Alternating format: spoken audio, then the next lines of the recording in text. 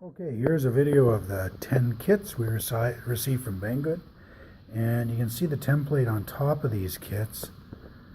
Looks like that, and basically this goes with all of these kits. So we had ordered 10 of these. You can see here's all 10 packages. Brandon, do you want to take out those templates? And you'll notice that the plexiglass template in all these are the same. Just keep pulling out the template.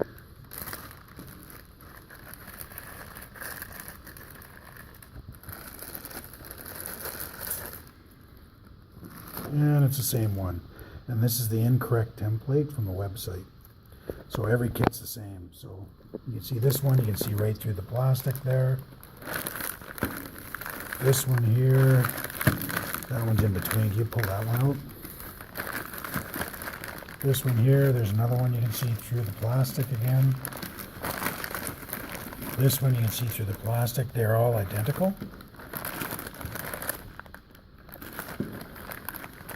And they're great kits, other than they have the wrong plexiglass template. You can see that's out of that last one. So we received 10 kits all with the same plexiglass template, which is this one here, which is too small to basically fit all the different parts on top of it. So you've got that, as well as you've got this to go on top of there.